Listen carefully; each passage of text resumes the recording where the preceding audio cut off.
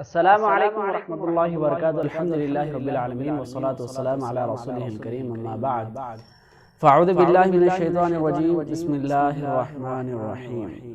اقیم الصلاۃ لذکری۔ قابل احترام سامعین اکرام، اللہ تبارک و تعالیٰ نے کہا کہ نماز ادا کرو میری یاد دہانی کے لیے، نماز ادا کرو میرے ذکر کے ساتھ، میری یاد کے ساتھ۔ تو اللہ تبارک و تعالیٰ کا یہ حکم اس بات پر دلالت کرتا ہے کہ نماز اللہ کی یاد ہے، نماز اللہ تبارک و تعالیٰ کی ایک ایسی محبوب عبادت ہے جس میں صرف اور صرف اللہ تبارک و تعالیٰ کا ذکر ہوا کرتا ہے۔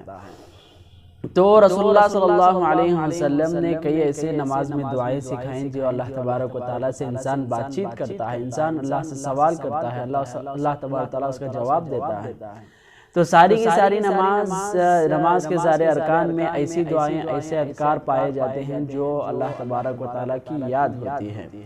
تو اور رسول اللہ صلی اللہ علیہ وسلم نے سجدے کے متعلق جو دعائیں سکھائے ہیں وہ آپ کو میں پڑھتا اور سمجھاتا چلوں تو ہم اسے سمجھتے ہوئے یاد کرنے کی کوشش کریں۔ تو رسول اللہ صلی اللہ علیہ وسلم کی حدیث ہمارے سامنے موجود ہے، ترمذی اور ابو داؤد میں یہ موجود ہے کہ رسول اللہ صلی اللہ علیہ وسلم جب بھی سجدہ کیا کرتے تو سیدھا سجدہ جانے کے بعد اللہ کے رسول صلی اللہ علیہ وسلم نے حدیث میں کہا کہ مکمل 7 ہڈیاں زمین پر لگنا چاہیے، جیسا کہ ہمارے 2 پیر ہیں، 2 گھٹنے ہیں اور ہمارے 2 ہاتھ ہیں اور ہماری ناک اور پیشانی ملا کر 1 ہڈی ہے، تو مکمل 7 ہڈیاں زمین پر لگنا چاہیے۔ اللہ کے رسول صلی اللہ علیہ وسلم نے 7 ہڈیاں لگانے کے بعد جیسا ہی سجدہ کرتے تھے تو اللہ کے رسول پہلی جو دعا، جو پہلا ذکر پڑھا کرتے تھے وہ سبحان ربی الاعلیٰ ہے۔ تو سبحان ربی الاعلیٰ رسول اللہ صلی اللہ علیہ وسلم نے یہ دعا سکھائی، اور یاد رکھیے کہ ایک بار پڑھنا واجب ہے اور اس سے بڑھ کر پڑھنا، جیسا کہ 3 مرتبہ پڑھنا سنت ہے، اور اس سے بھی زیادہ آپ ضرور پڑھ سکتے ہو۔ تو سبحان ربی الاعلیٰ سجدے کی پہلی دعا ہے جس کا معنی ہے کہ اللہ تبارک و تعالیٰ جو بہت ہی اعلیٰ مقام والا ہے، جو بہت درجات والا ہے، سب سے بلند مرتبے والا جو اللہ ہے وہ پاک ہے۔ میرا رب اللہ جو بلند مرتبے والا ہے وہ بہت پاک ہے۔ تو یہ ذکر ہونے کے بعد رسول اللہ صلی اللہ علیہ وسلم کی ایک اور حدیث جو صحیح بخاری میں ملتی ہے، اللہ کے رسول صلی اللہ علیہ وسلم سبحان ربی الاعلیٰ کے بعد دعا پڑھاتے کرتے تھے کہ سبحانک اللہم ربنا وبحمدک اللہم اغفر لی۔ یہ دعا کے متعلق ہم نے رکوع میں بھی اس کا ترجمہ میں بتا چکا ہوں، سبحانک اللہم ربنا وبحمدک اللہم اغفر لی۔ اور ایک مسلم کی حدیث میں یہ دعا ملتی ہے کہ رسول اللہ صلی اللہ علیہ وسلم جب بھی سجدہ کیا کرتے تھے تو اللہ کے رسول صلی اللہ علیہ وسلم ان 2 دعائیں چھوڑ کر، اور ایک دعا ہے جو اللہ کے رسول صلی اللہ علیہ وسلم ذکر ملتا ہے کہ حدیث میں رکوع میں اللہ کے رسول سبحانک اللہم ربنا وبحمدک اللہم اغفر لی پڑھا کرتے تھے، اور جب سجدے میں سبحان ربی الاعلیٰ پڑھتے تھے اس کے بعد سبوح قدوس رب الملائکۃ والروح، یہ دعا اللہ کے رسول پڑھا کرتے تھے۔ اس میں ایک حدیث میں اس کا بھی ذکر ملتا ہے۔ تو سبوح قدوس رب الملائکۃ والروح، بہت ہی بابرکت اور مقدس رب جو تمام فرشتوں اور جبرائیل علیہ السلام کا رب ہے۔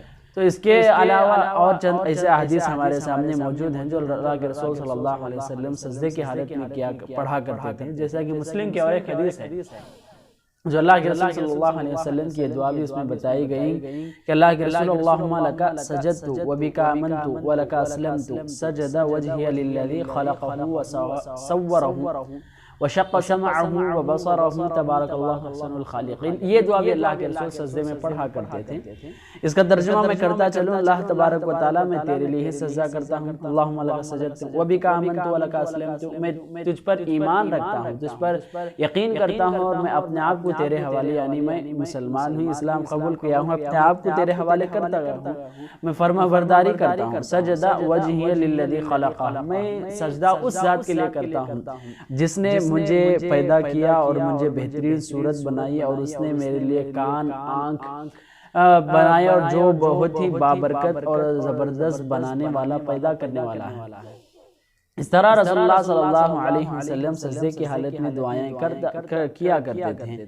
اور سجدے کے متعلق جیسا کہ اور ایک حدیث میں یہ بھی احادیث ملتے ہیں کہ ابو داؤد میں حدیث موجود ہے کہ اللہ کے رسول صلی اللہ علیہ وسلم جو ہم نے رکوع کے متعلق دعاؤں میں بتائے تھے وہی تو اللہ کے رسول سجدے میں بھی کرنے کا ذکر ملتا ہے، جیسا کہ سبحان الذی سبحان ذی الجبروت والملکوت والکبریاء والعظمت. تو اللہ کے رسول صلی اللہ علیہ وسلم یہ دعا بھی سجدے کی حالت میں کیا کرتے تھے. چند ایسے دعائیں ہیں جو ایک دم لوگوں سے دور ہیں، جو لوگ اکثر اسے کبھی نہیں سنے ہوں گے اور نہ ہی کبھی لوگ یاد کیے ہوں گے. ایسی دعائیں بھی اللہ کے رسول صلی اللہ علیہ وسلم کے ہمارے سامنے احادیث میں موجود ہیں جو اللہ کے رسول صلی اللہ علیہ وسلم سجدے کی حالت میں کیا کرتے تھے. اور ایک بات میں زائد یہ بتانا چاہتا ہوں کہ اللہ تبارک و تعالیٰ کو سب سے محبوب عبادت ساری عبادتوں میں نماز ہے، اور اس ساری نماز کے ارکان میں، نماز کے سارے حصوں میں سب سے محبوب حصہ سجدہ ہے. تو اللہ تبارک و تعالیٰ کے سامنے سجدہ کرنے سے بندہ اللہ سے بہت قریب ہو جاتا ہے. تو اللہ کے رسول نے کہا کہ سجدے کی حالت میں زیادہ سے زیادہ دعائیں کیا کرو تو اللہ تبارک و تعالیٰ بہت قریب سے سنتا ہے. تو سجدے کی حالت میں جو بھی ہم کو دعائیں آتے ہیں، اگر ہم نفل نماز پڑھتے ہوں، سنت پڑھتے ہو، تو ضرور ہم اپنے سجدے کو لمبا کر سکتے ہیں. اس میں اپنی عربی دعا، جو بھی مسنون دعائیں ہیں جو اللہ تبارک و تعالیٰ یا رسول اللہ صلی اللہ علیہ وسلم نے دعائے معصورہ جسے کہا جاتا ہے کہ عربی الفاظ میں جو دعائیں سکھائی گئی ہیں وہ دعا ضرور پڑھ سکتے ہیں. اس طرح یہ دعائیں اللہ کے رسول صلی اللہ علیہ وسلم سجدے میں کیا کرتے تھے. اس کے علاوہ ہمارے سامنے اور ایک دعا موجود ہے جو دو سجدوں کے درمیان پڑھی جانے والی دعا ہے.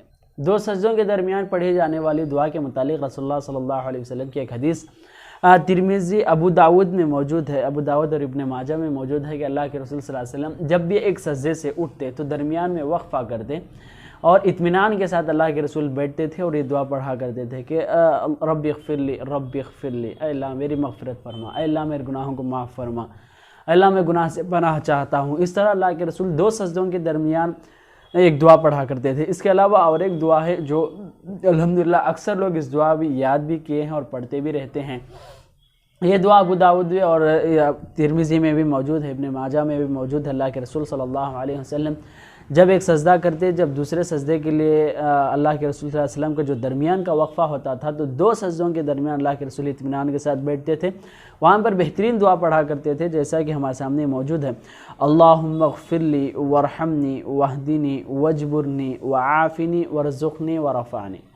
اللہم اغفر لی وارحمنی واہدنی واجبرنی عافنی وارزقنی ورفعنی. یہ رسول اللہ صلی اللہ علیہ وسلم دو سجدوں کے درمیان پڑھا کرتے تھے. اللہ کے رسول نے یہ چھوٹے سے وقفے میں بہت بڑی دعا مانگی ہے. اس وجہ سے اس دعا کو آپ یاد رکھنے اور یاد کرنے کی کوشش کریں. میں اس کا ترجمہ آپ کو سمجھاؤں کہ اللہ کے رسول نے کیا بہترین دعا سکھائی ہے. اللہ کے رسول صلی اللہ علیہ وسلم کہا کرتے تھے اے اللہ میری مغفرت فرما، اے اللہ مجھ پر رحم فرما. پہلی بات تمام گناہوں سے مغفرت ہونے کے بعد اللہ تبارک تعالیٰ سے رحمت. وحدنی، اللہ مجھے سیدھی راہ دکھا، مجھے ہدایت دے. وجبرنی، اللہ جو بھی میری پریشانیاں ہیں سارے پریشانیوں میں میری مدد فرما، میرے نقصان کو دور فرما. اور وعافنی، اللہ مجھے عافیت دے، صحت دے. اللہ تبارک تعالیٰ صحت بہت بڑی نعمت ہے، اس وجہ سے صحت عطا کر. ورزقنی، اور مجھے حلال رزق عطا فرما، جو کہ رزق میرے لیے قابل عافیت ہو، میرے لیے بہترین رزق ہو جو میرے لیے بیماریوں سے بچائے، اور صحیح رزق عطا فرما. ورفعنی، اللہ میرے درجات بلند فرما. ایک چھوٹے سے وقفے میں ایک چھوٹی سی دعا جس میں اللہ کے رسول نے بہت بھاری چیزوں کو، بہت بڑی نعمتوں کے اللہ تبارک و تعالیٰ سے سوال کیا ہے. اس وجہ سے اس دعا کو یاد رکھیں اور ان دعاؤں کو پڑھنے کا ضرور اہتمام کریں. اس میں ہمارے لیے بہت ہی ایسی دعائیں ہیں جو انسان بہت سوچنے کے بعد بھی الفاظ ادا نہیں کر سکتا، جتنے بہترین الفاظ اللہ کے رسول نے ہم کو سکھائے ہیں. ان دعاؤں کو یاد رکھیں اور پڑھنے کی کوشش کریں. اللہ تبارک تعالیٰ ہم سب کو عمل کی توفیق دے. آمین. والسلام علیکم ورحمۃ اللہ وبرکاتہ.